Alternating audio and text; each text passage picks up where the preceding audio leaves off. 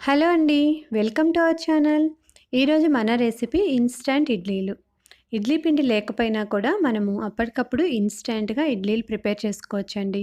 దీనికోసం కేవలం బొంబాయి రవ్వ, పెరుగు ఉంటే చాలు. మనకి 15 మినిట్స్‌లో సాఫ్ట్‌గా, స్పాంజీగా ఉండే ఇడ్లీలు రెడీ అయిపోతాయి. ప్రిపరేషన్ టైం కూడా చాలా తక్కువ. టేస్ట్ కూడా చాలా బావుంటుంది. ఇప్పుడు మనం ఈ ఇన్‌స్టాంట్ ఇడ్లీలని ఎలా ప్రిపేర్ చేసుకోవాలో చూద్దాం. ముందుగా ఒక బౌల్ తీసుకోండి.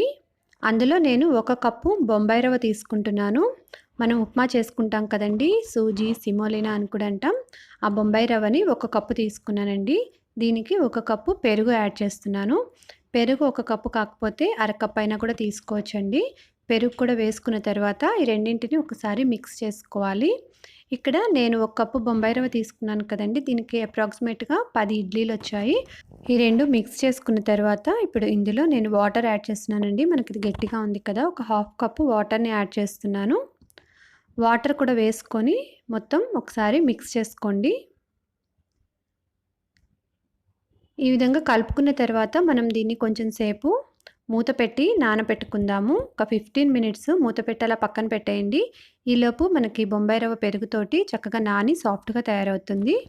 ఈలోపు మనము పోపు పెట్టుకుందాము. స్టవ్ ఆన్ చేసుకొని ఒక పోపు గరిటె పెట్టుకున్నానండి. ఇందులో 2 స్పూన్లు ఆయిల్ వేసుకుంటున్నాను. ఆయిల్ మనకి కొంచెం వేడైన తర్వాత 1 స్పూను మినపగుండ్లు, అర స్పూను ఆవాలు, అర స్పూను జీలకర్ర కూడా యాడ్ చేసుకోండి. ఇప్పుడు మనకి పోపు వేగి ఆవాలు చిటపట అంటుంటాయి కదండీ! అప్పుడు మనం ఇందులో కొన్ని జీడిపప్పులు కూడా యాడ్ చేస్తున్నాను. జీడిపప్పులు కూడా వేసుకొని కొంచెం సేపు ఫ్రై చేసుకోండి. లైట్‌గా కలర్ చేంజ్ అయ్యేంత వరకు వేయించుకోండి. ఇవి కూడా లైట్‌గా కలర్ చేంజ్ అయిన తర్వాత ఇప్పుడు అర ఇంచు అల్లాన్ని బాగా సన్నగా చిన్న చిన్న ముక్కలుగా కట్ చేసుకొని యాడ్ చేస్తున్నాను. ఇక్కడ నేను పచ్చిమిర్చి వేయట్లేదండి. మీకు కావాలనుకుంటే పచ్చిమిర్చిని కూడా బాగా సన్నగా కట్ చేసుకొని యాడ్ చేసుకోవచ్చు. వీటిని కొంచెం సేపు ఇలా కలుపుకున్న తర్వాత ఇప్పుడు ఇందులో కరివేపాకును కూడా ఇలా చిన్న చిన్న ముక్కలుగా కట్ చేసి యాడ్ చేసుకుంటున్నాను. కరివేపాకు కూడా వేసుకొని ఒకసారి ఇలా మిక్స్ చేసుకోండి.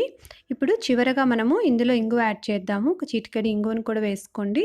ఇంగువను కూడా వేసుకొని ఆయిల్‌లో మిక్స్ చేసుకున్న తర్వాత ఇప్పుడు మనం స్టవ్ ఆఫ్ చేసేద్దామండి. స్టవ్ ఆఫ్ చేసి దీన్ని పక్కన పెట్టుకోండి.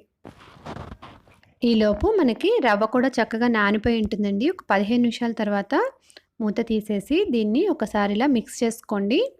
ఈలోపు మనకి అది నాని కొంచెం గట్టిగా తయారవుతుంది.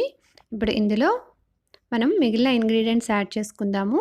ఇందాక పోపు వేసి పెట్టుకున్నాను కదండీ! దాన్ని యాడ్ చేసుకోండి.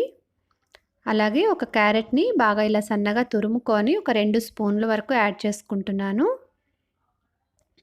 అలాగే కొత్తిమీరని కూడా ఇలా చిన్న చిన్న ముక్కలుగా కట్ చేసుకొని దాన్ని కూడా యాడ్ చేసుకోండి. తర్వాత సాల్ట్ మన టేస్ట్‌కు సరిపడినంత యాడ్ చేసుకోండి. నేను ఇక్కడ ఒక హాఫ్ స్పూన్ యాడ్ చేశాను. ఇలా అన్నీ వేసుకొని దీన్ని మొత్తంలో మిక్స్ చేసుకోండి. మీరు ఇవన్నీ వేసుకోకపోయినా కూడా నార్మల్‌గా అయినా ఇడ్లీ పెట్టుకోవచ్చు. నేను టేస్ట్ బావుంటుందని ఇవన్నీ యాడ్ చేశాను. ఇక్కడ మనకు కొంచెం గట్టిగా ఉంది కదా! అందుకని కొంచెం వాటర్ యాడ్ చేసుకొని ఒక హాఫ్ కప్ వాటర్ యాడ్ చేశాను.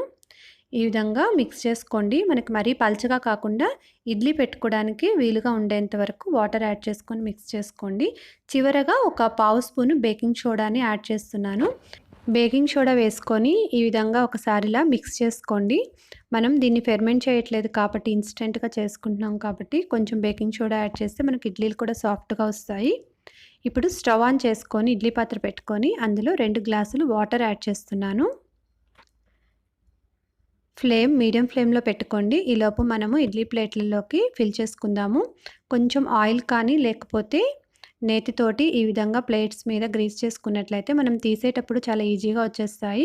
ఇందాక మనం జీడిపప్పులు కూడా వేసి వేయించాం కదండీ! అవి కొన్ని నేను ఇలా పక్కకు తీసి ఉంచాను. ఈ జీడిపప్పుల్ని నేను ఇలా మధ్యలో పెట్టానండి. తర్వాత మనం ఇడ్లీ తీసినప్పుడు పైకి కనిపిస్తూ ఉంటుంది కదా! పిల్లలు కూడా ఇంట్రెస్ట్‌గా ఉంటుంది. అందుకని ఈ విధంగా పెట్టాను. ఇప్పుడు మనము ఈ ప్లేట్స్ అంతా కూడా బ్యాటర్ తోటి ఫిల్ చేసేసుకుందాము. ఇక్కడ నాకు కరెక్ట్‌గా 2 ప్లేట్లకొచ్చిందండి. 10 ఇడ్లీస్ వచ్చాయి పిండి మొత్తము.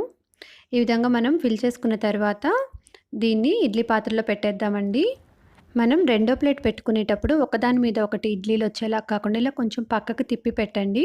మనం ఒకదాని మీద ఒకటి పెట్టేస్తే ఇడ్లీలు ప్రెస్ అయిపోతాయి. ఇలా కొంచెం పక్కకు తిప్పి పెడితే చక్కగా నీట్‌గా ఉంటాయి. మూత పెట్టేసుకొని 10 నుంచి 15 నిమిషాల వరకు మీడియం ఫ్లేమ్‌లో పెట్టుకొని కుక్ చేసుకోండి. నేను కరెక్ట్‌గా ఒక 10 మినిట్స్ తర్వాత ఓపెన్ చేసి చూస్తున్నాను. మనకి ఇడ్లీలు ఉడికాయో లేదో చూడటానికి మన ఫింగర్స్‌కి తడి అప్లై చేసుకొని, ఈ విధంగా ఇడ్లీ మీద మనం అలా ప్రెస్ చేసి చూసినట్లయితే మన ఫింగర్స్‌కి ఏమీ అతుక్కోకుండా ఉంటుంది. అప్పుడు మనకి ఇడ్లీలు చక్కగా ఉడికిపోయినట్లు. ఇప్పుడు స్టవ్ ఆఫ్ చేసేసేయండి. ఇడ్లీ ప్లేట్లను మనం తీసి బయట పెట్టేసుకుందాము. ఒక 2, 3 నిమిషాలు ఇప్పుడు మనం ఈ ప్లేట్‌లను కదిలించొద్దండి. అలాగే ఉంచేసేయాలి. మనం వెంటనే తీసేసినట్లయితే ఇడ్లీలు మనకి విరిగిపోయినట్లొస్తాయి. అలాగే ఒక 5 మినిట్స్ అయిన తర్వాత తీస్తే మనకి చూడండి ఎంత చక్కగా ప్లేట్‌లో నుంచి చాలా ఈజీగా వచ్చేస్తున్నాయి కదా! ప్లేట్‌కి కూడా ఏమి అతుక్కోవట్లేదు. అందుకని ఒక 5 నిమిషాలు ఆగిన తర్వాత వీటిని తీసుకోండి. రవ్వ ఇడ్లీలు రెడీ అయిపోయాయండి. చూసారు కదా! ఇవి అచ్చం మనకి సేమ్ మనం మినపప్పుతోటి చేసుకునే ఇడ్లీలాగే ఉన్నాయి కదండీ! టేస్ట్ కూడా చాలా బావుంటుంది. ఇడ్లీలు కూడా మనకి చాలా సాఫ్ట్‌గా వస్తాయి. ఎప్పుడైనా మీకు ఇంట్లో ఇడ్లీ పిండి లేకపోయినా కూడా ఈ విధంగా ఇడ్లీలు ప్రిపేర్ చేసుకోవచ్చండి. చూడండి ఎంత సాఫ్ట్‌గా ఉన్నాయో ఇడ్లీలు. మీకు కూడా ఈ రెసిపీ నచ్చితే మీరు కూడా ట్రై చేసేయండి. Thank you so much for watching this video. ఈ వీడియో మీకు నచ్చితే ప్లీజ్ లైక్ చేయండి. వీడియోస్‌ని మీ ఫ్యామిలీ అండ్ ఫ్రెండ్స్ తోటి షేర్ చేసుకోండి.